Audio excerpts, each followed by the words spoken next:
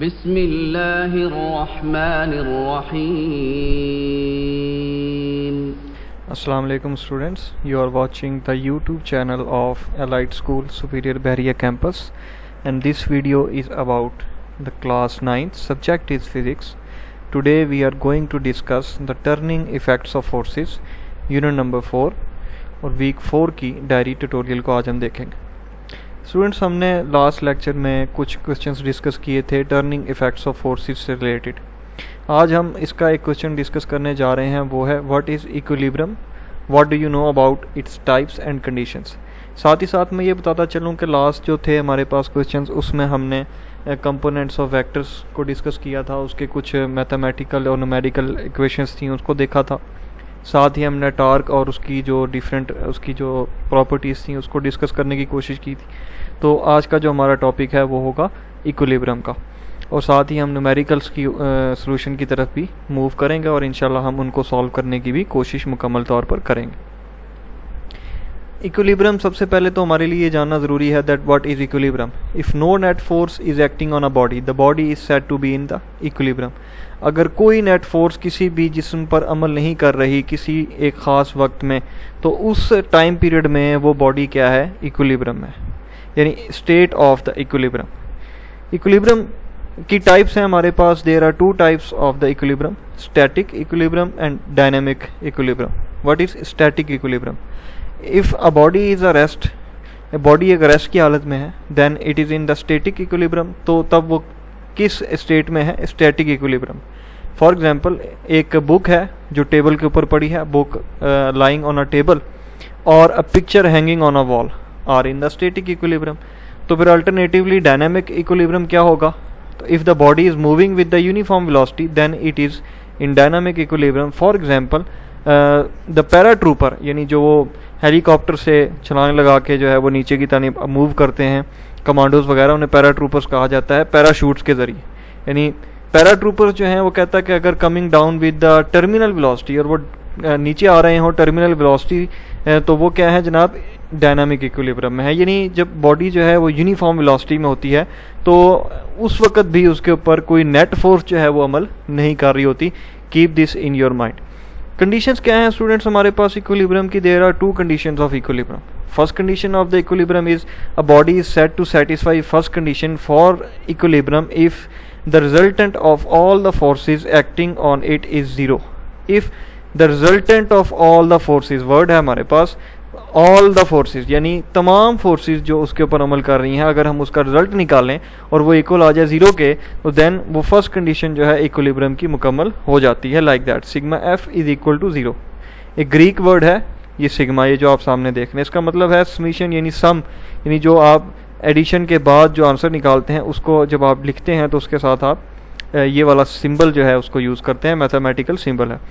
Explanation इसकी थोड़ी सी यहाँ पर हम कर लेते हैं जी। Let N number of forces F1, F2, F3 and so on, और acting on a body such that, इस तरह से कि F1 plus F2 plus F3 plus so carry कर रहा है, ऐसी अनलिमिटेड टाइप्स ऑफ फोर्सेज है हमारे पास। और इनको जब हम प्लस कर रहे हैं तो सिग्मा जो आ रहा है इन फोर्सेज का वो क्या आ रहा है, जीरो। तो ये मैंने आपको ऑलरेडी बताया कि ये फर्स्ट कंडीशन है हमारी। तो ये सिंबल जो है वो ग्रीक है, लेटर है which is use for the summation, यानी सम के लिए इस्तेमाल होता है, ये भी हम डिस्कस कर चुके हैं। The first condition for the equilibrium can also be stated in terms of the x and y components of the forces acting on a body as। तो वो कहता है जो फर्स्ट कंडीशन है आपकी इक्विलिब्रियम की, कैन आल्सो बी स्टेटेड, उसको state किया जा सकता है, उसको लिखा जा सकता है एक्स और वाई कंपोनेंट्स ऑफ फोर्सेस के तौर पर भी, यानी X component of force and Y component of force को। तो ये दो कंडीशन जो हैं ये आपके सामने देखें, sigma of F X component of force and sigma of Y component of force. Clear है स्टूडेंट्स? ये हमारे पास नेक्स्ट हमारे पास होगी सेकंड कंडीशन जो है, a book lying on a table और a picture hanging on a wall are at rest and thus satisfy the first condition for the equilibrium. So what is the second condition? A body is said to satisfy second condition for the equilibrium if the resultant torque acting on it is zero. यानी अगर उसके ऊपर जो torque है वो zero है, यानी जो उसके ऊपर टॉर्क एक्टिंग है उस वक्त मौजूद वो जीरो के इक्वल है, देन जो सेकंड कंडीशन है इक्विलिब्रियम की वो हमारी सेटिस्फाई हो जाती है। तो इक्विलिब्रियम जो है हमारे पास दो हालतों में मौजूद होता है। इसकी मैं मज़ीद एक्सप्लेनेशन आपको कर देता हूँ स्टूडेंट्स के। Take a pencil and try to keep it in a vertical position. एक पेंसिल लेते हैं और उसे वर्टिकल पोजीशन पे इस तरह से रखने की कोशिश करते हैं टिप के ज़रिए। Whenever you leave it the pencil topples over about its tip and falls down. होगा क्या कि वो अपनी ये जो आपकी निब होती है पेंसिल की, ये वाली, उसके ऊपर जो है वज़न पूरे का पूरा नहीं आएगा और वो क्या होगी, गिर जाएगी। ये क्यों गिरती है? This is called the unstable equilibrium. इसको अनस्टेबल इक्विलिब्रियम कहा जाता है। The centre of the gravity of the body is at its highest position in the state of unstable equilibrium. As the body topples over about its base tip, its center of the gravity moves towards its lower position and doesn't return to its previous position. यानी जो center of gravity है of the body is at its highest position, वो अपनी सबसे highest peak पे होता है in the state of unstable equilibrium. और जैसे ही body topples over about its base, जैसे ही वो अपनी बेस पर गिरती है, मूव करती है, घूम जाती है, its centre of gravity moves towards it's lowest position. तो उसका सेंटर ऑफ ग्रेविटी जो है वो लोएस्ट पोजीशन की तरफ मूव करता है। ये देख सकते हैं आप, ये सेंटर ऑफ ग्रेविटी। तो ये जब गिरेगी तो ये लोएस्ट पोजीशन की तरफ मूव करेगा and doesn't return to its previous position, और वापस नहीं आता वो अपनी पहली पोजीशन की जाने। तो ये आपकी अनस्टेबल जो इक्विलिब्रियम है, यानी पहली जो आपके पास टाइप है।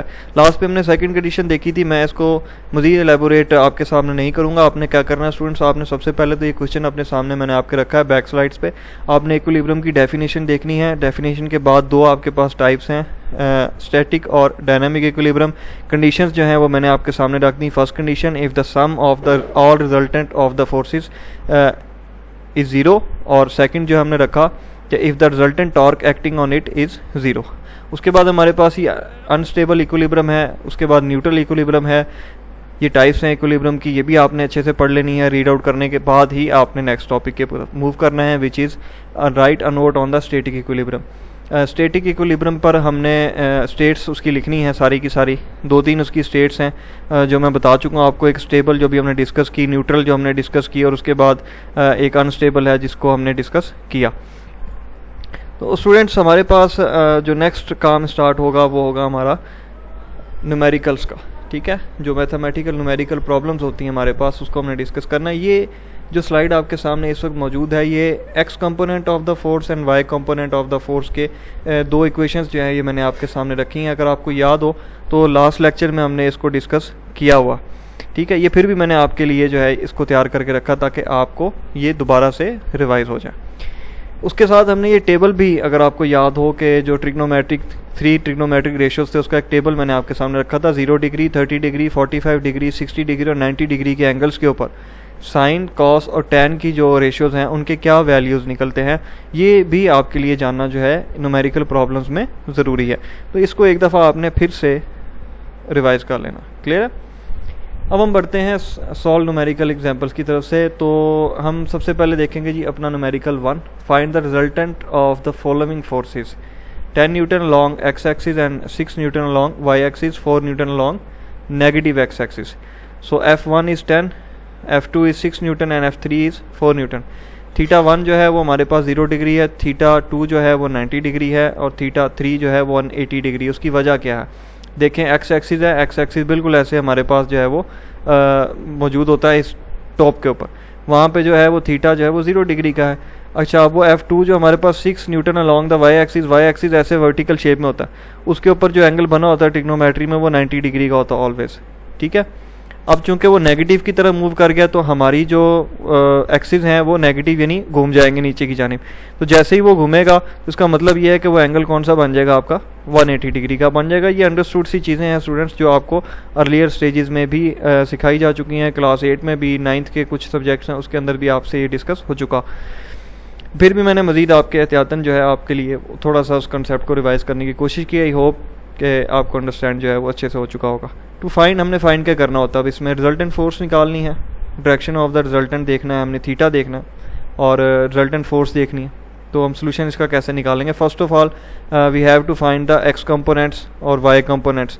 तो हमारे पास डिफरेंट जो है इस वक्त फोर्सेस हैं। सबसे पहले हम पहली फोर्स जो है वो लेते हैं, उसका एक्स कंपोनेंट देखते हैं।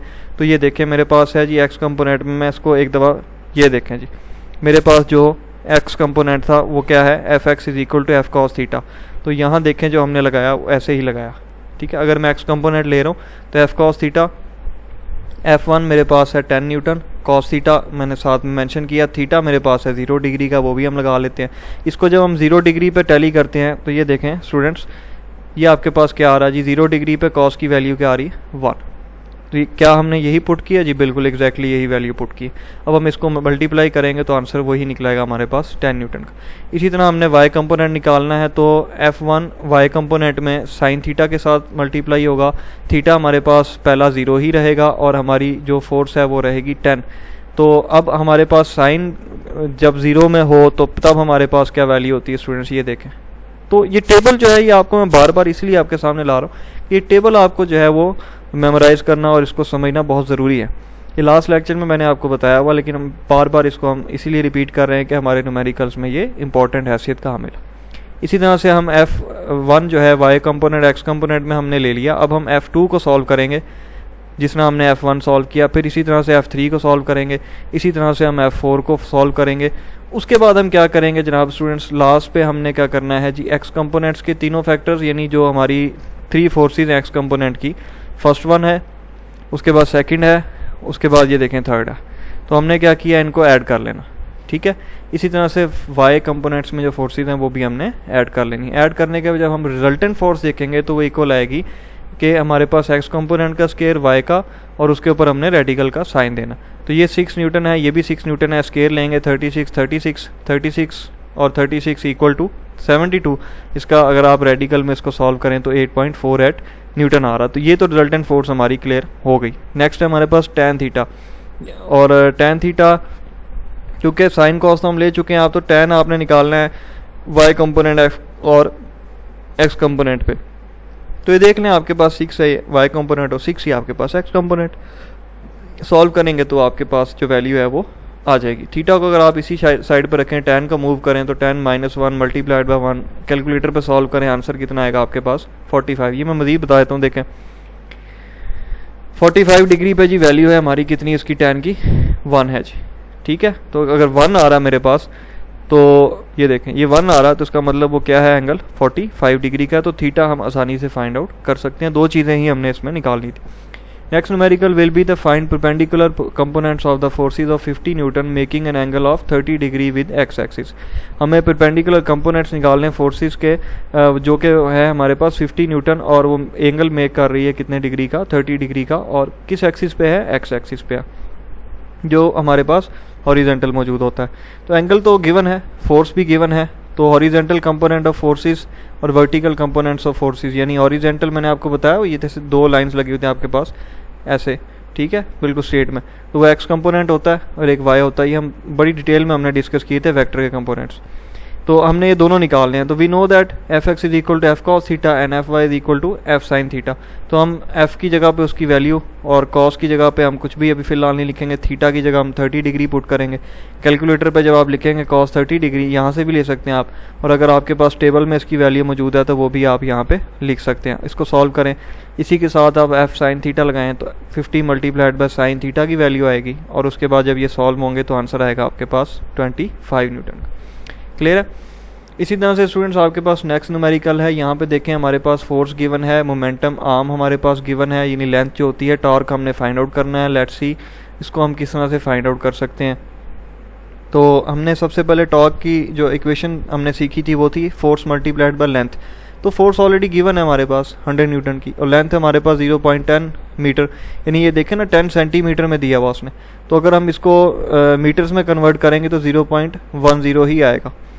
तो न्यूटन मीटर्स में, क्योंकि टॉर्क का जो यूनिट है वो न्यूटन मीटर में लिया जाता है, तो आपने क्या करना है, इसको पहले सेंटीमीटर से मीटर में कन्वर्ट करना, और उसके बाद जब मल्टीप्लाई करेंगे तो 100 multiplied by 0.10 we got 10 newton metre.